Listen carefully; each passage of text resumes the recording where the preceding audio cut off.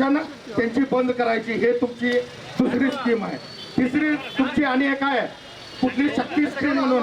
आता आमच्या बेळगाव राज्यातून कोल्हापूर 100 किलो माणूस येऊन पोहोचेल, खरं तुमच्या इथं एक बस येऊन पोचायला तयार नाही.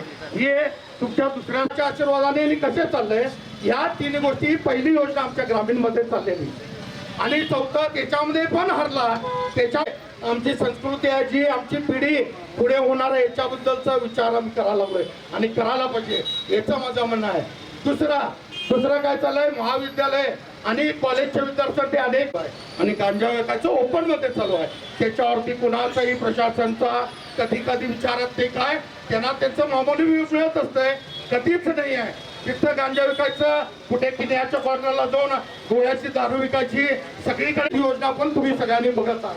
तिसरी योजना आमच्या शेतकऱ्या समाज काय तर एक प्रॉब्लेम आहे, इथं लगेच आले तुमच्या जमिनीचा प्रॉब्लेम आहे, ही जमीन तुम्हाला मिळत नाही आहे, तिथं जाऊन आलेच तिथं त्यांची लोक त्यांचे कारण या भागातल्या पिढीला त्यांनी कायमस्वरूपी संपवण्याचा घाट या भागात चाललेला आहे.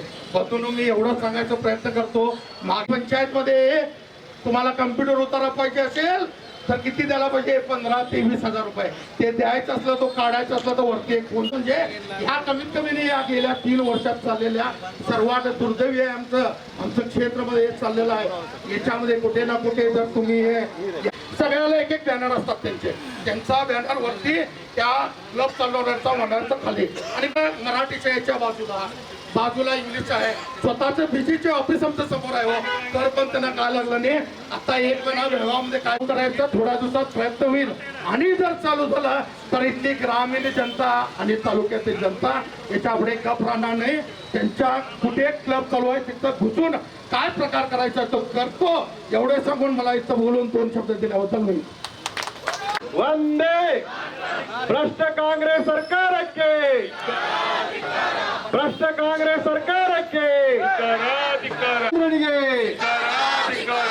ಬರ ಘೋಷಣೆ ಮಾಡಿದ ಕಾಂಗ್ರೆಸ್ ಸರ್ಕಾರಕ್ಕೆ, ರೈತರಿಗೆ ಅನ್ಯಾಯ ಮಾಡುತ್ತಿರುವ ಕಾಂಗ್ರೆಸ್ ಸರ್ಕಾರಕ್ಕೆ, ಬಡವರ ಬಿಪಿಎಲ್ ಕಾರ್ಡ್ ರದ್ದು ಮಾಡುತ್ತಿರುವ ಕಾಂಗ್ರೆಸ್ ಸರ್ಕಾರಕ್ಕೆ, ಬಡವರ ಅಧ್ಯಕ್ಷ ಪಾಟೀಲ್ ಅವರಿಗೂ ಹಾಗೂ ಎಂಪಿ ಜಗದೀಶ್ ಸರ್ ಅವರಿಗೆ ಹಾಗೂ ವಿಭಾಗ ಪ್ರಭಾರಿಗಳಾದಂಥ ಶ್ರೀ ಸಂಜಯ್ ಪಾಟೀಲ್ ಸರ್, ಉತ್ತರ ಸಾನಿಕೊಪ್ಪ ಅವರಿಗೆ, ಗ್ರಾಮೀಣ ಮಂಡಲದ ಅಧ್ಯಕ್ಷರಾದಂಥ ಶ್ರೀ ಯುವರಾಜ್ ಯಾದವ್ ಅವರಿಗೆ ಹಾಗೂ ಖಾನಾಪುರದ ಮಾಜಿ ಶಾಸಕರಾದಂಥ ಶ್ರೀ ಅರವಿಂದ್ ಪಾಟೀಲ್ ಅವರಿಗೆ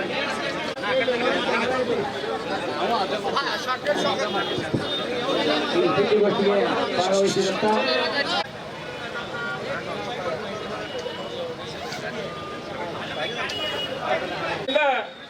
ಇವತ್ತು ಸರ್ಕಾರ ರಾಜ್ಯದಲ್ಲಿ ಅದೇ ಇಲ್ಲೋ ಅಂತ ಯಕ್ಷ ಪ್ರಶ್ನೆ ಆಗಿದೆ ನಾಣ್ಯ ಜನತೆಗೆ.